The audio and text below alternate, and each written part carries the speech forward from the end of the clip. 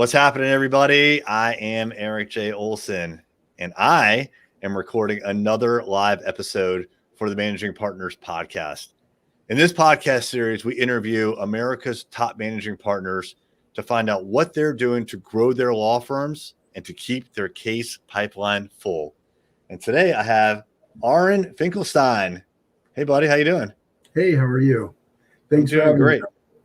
Did I get the name right? I know we practiced beforehand. Yeah, it's as close as anybody, so perfect. Yes.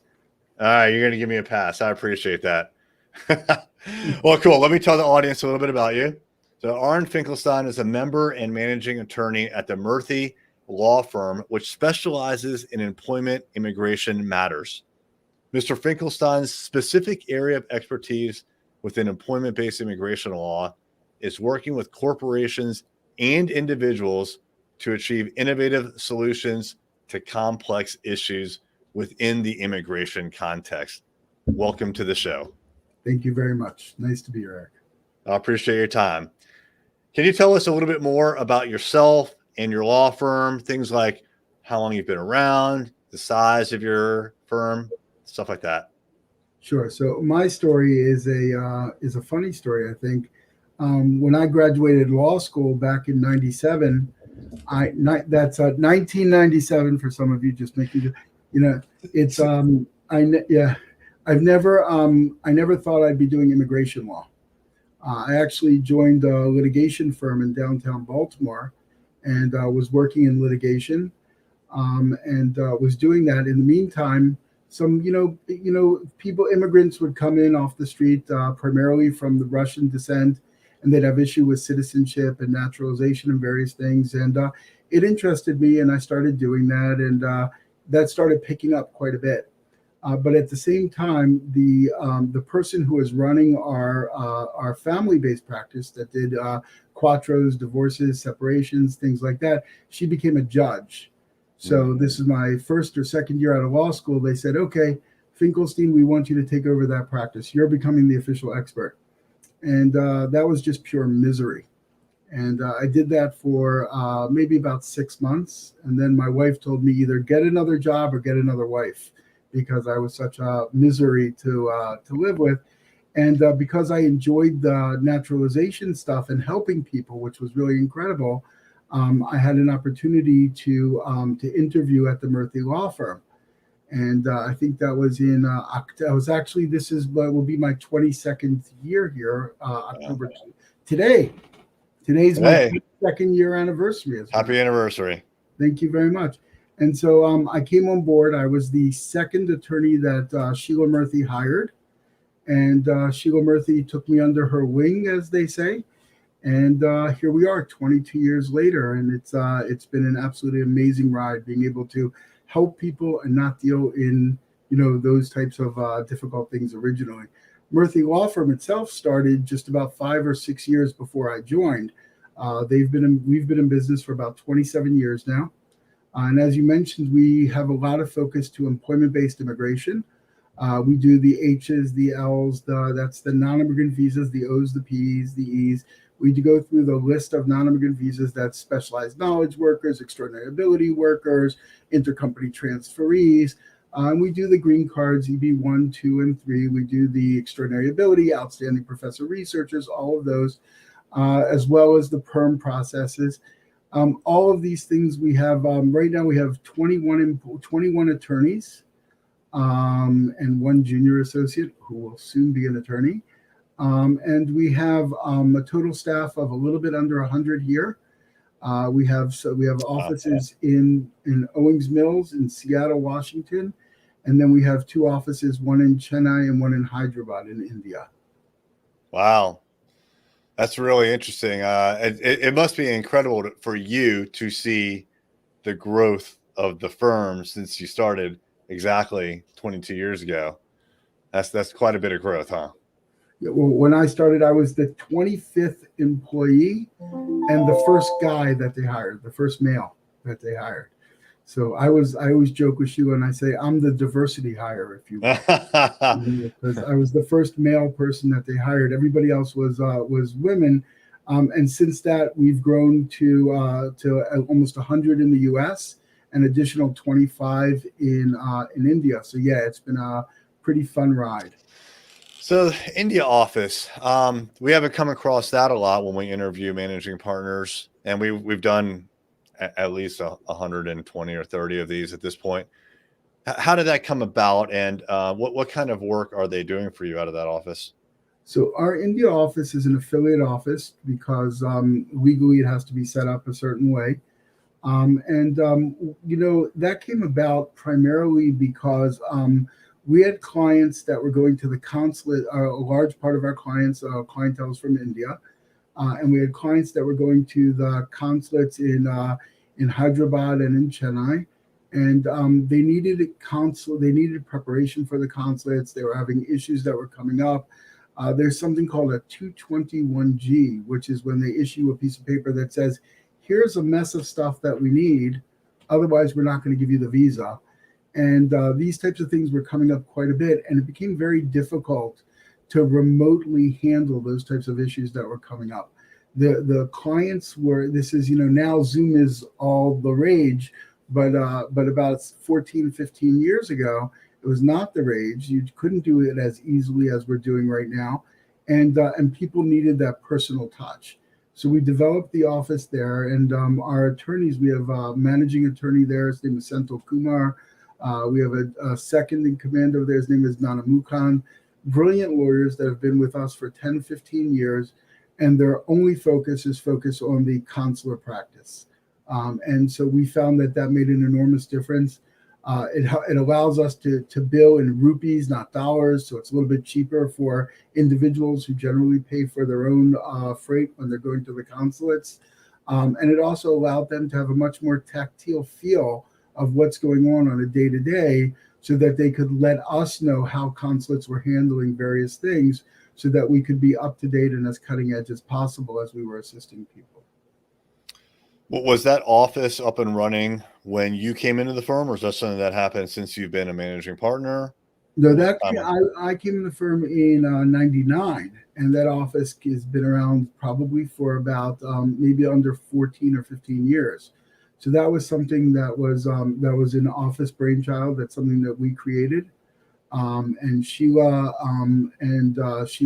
when she was in India, she did some very aggressive hiring, and I like to think they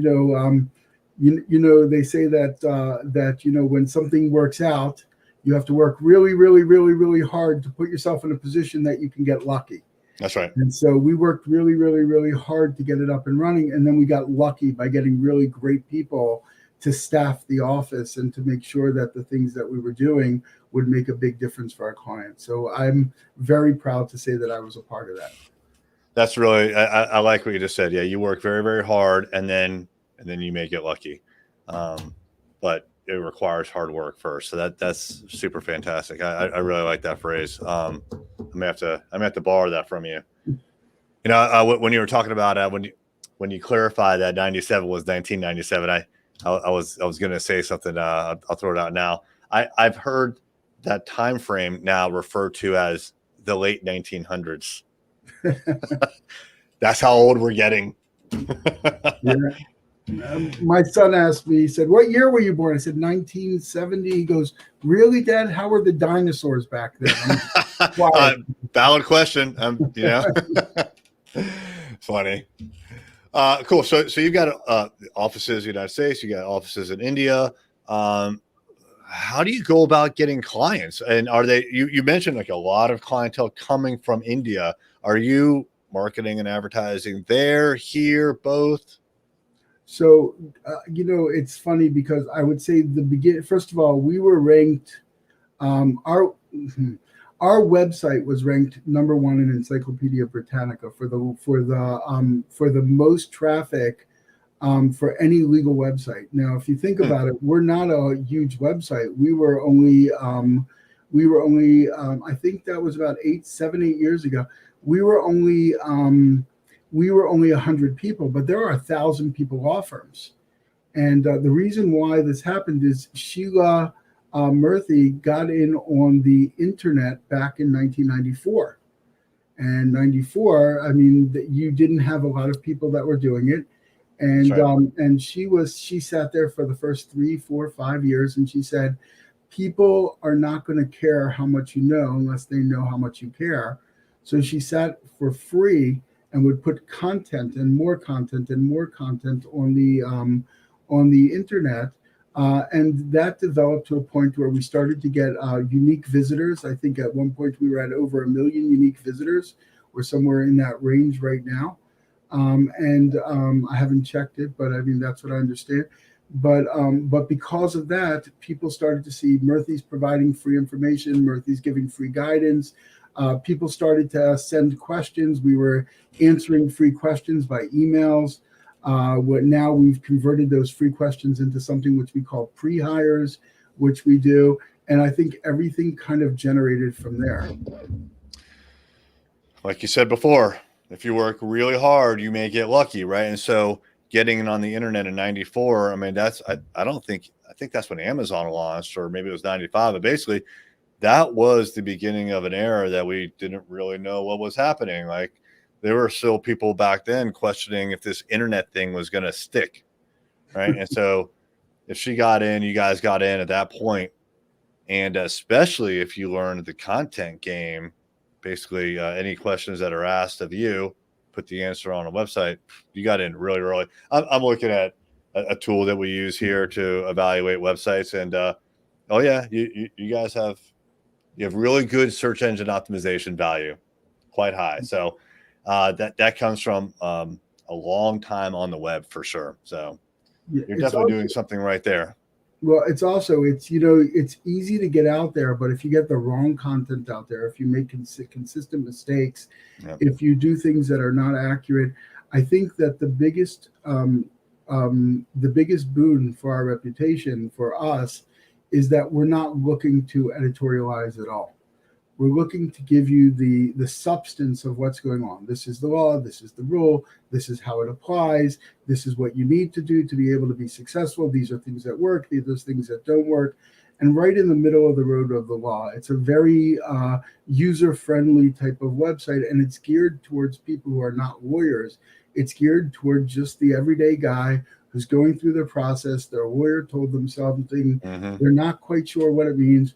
They can go on our website and they can search for it, and they can find what they need so that they have a better understanding of where they are and what they need to do to move forward. So we are extraordinarily proud of it, and we have a dedicated staff that spends a lot of time making sure that it's accurate and it's correct.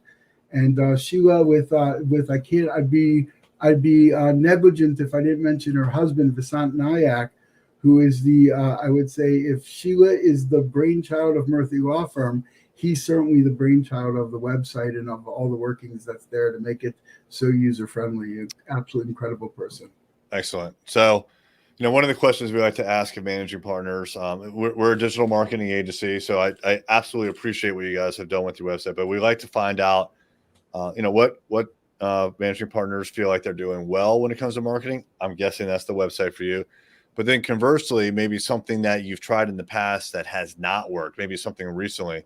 Is there something that you kind of just stopped doing somewhat recent when it comes to your marketing or advertising? Well, it's funny. Our website is not where we stopped. So, I mean, we have a corporate teleconference that we do that we spend a lot of time with and developing. And that's something that I had developed about 11 years ago or 10 years ago. And that's something that we're extraordinarily proud of, and it's really developed.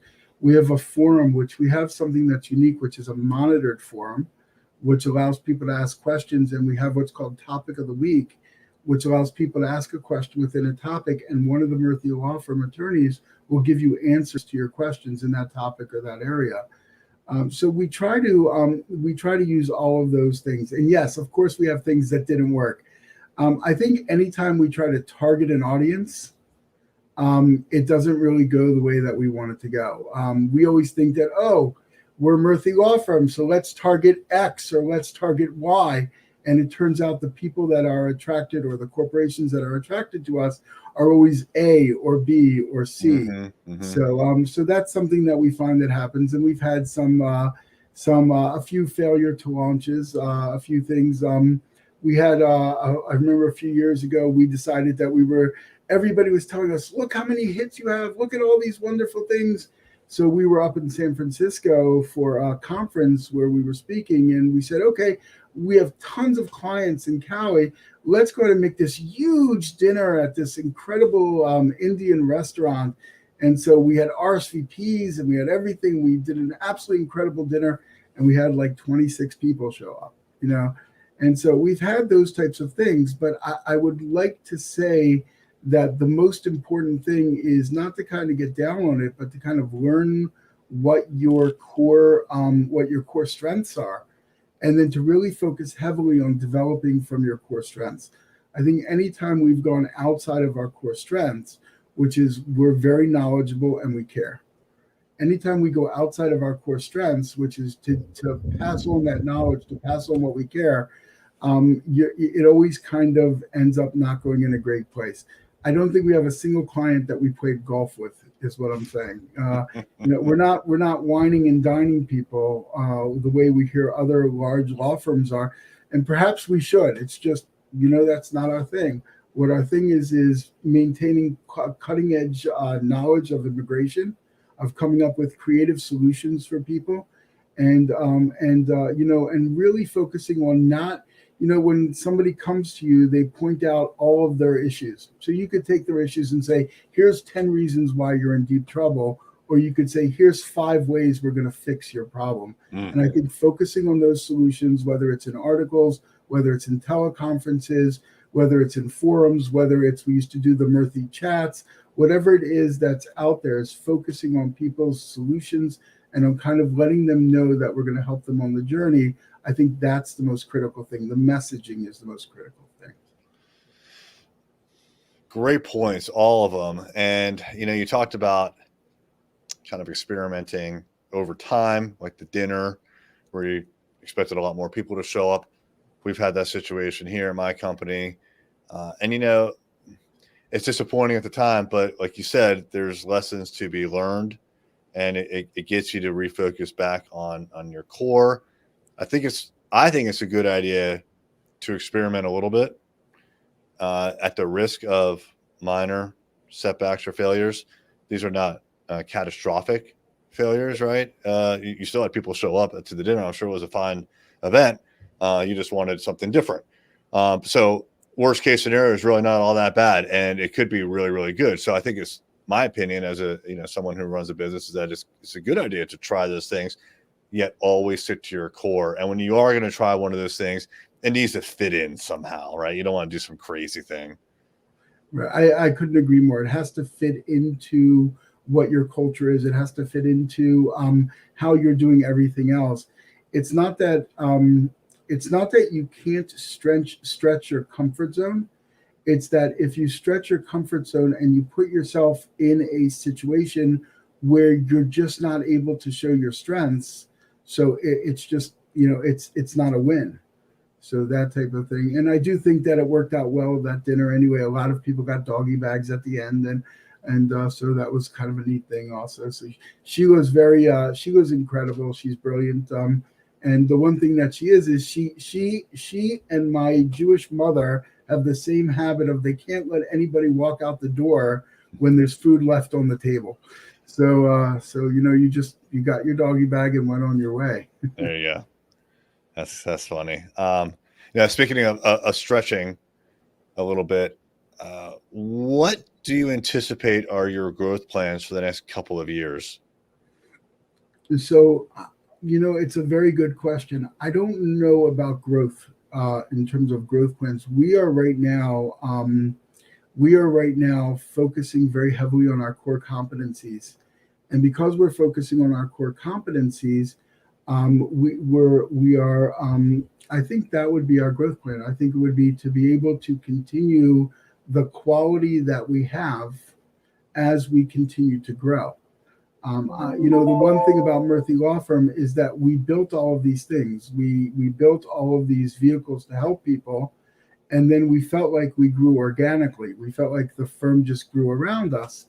And then what we would do is we would develop departments or areas or sections that would deal with what was coming in the front door. And so we have a lot of thank God, we're doing very well, and we have a lot of business that's coming in.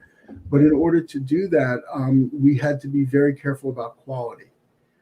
So we had to be very careful about quality. And I think right now, as my group of people, the people that started 20 years ago, the people that started 17, 18 years ago, as we start to get a little bit older, it's about making sure that the quality stays the same, that the passion and the excitement for helping people on their journey stays the same, and that we can kind of be able to expand it to accommodate the people that need our services, and that that can benefit from our help. Love it.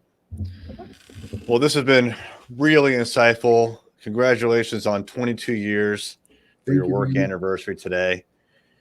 If someone would like to reach out to you and ask questions, or maybe they even have a case they can refer to you, what is a good way to get in touch with you?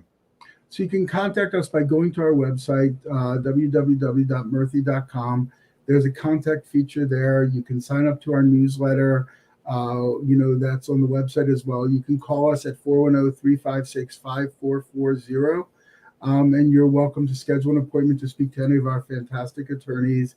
And as well as we have Murthy Chat online, that you can do Murthy Chat online. And if you reach out to us, we tend to respond to everybody that contacts us. Great policy. I love it. Well, thanks so much. All right, everybody. If you would like to check out more episodes like this, you can go to arraylaw.com/podcast. We have a full library up there of well over 120, 130 episodes so far and counting. And they're organized by practice area and state. So you can find the applicable law firm in your area and watch those episodes. And if you would like to have an incredible website like these guys do, we can help you build that at arraylaw.com. My company, Array Digital, is at arraylaw.com, and we focus on websites, SEO, online advertising, and social media. Thanks so much for your time.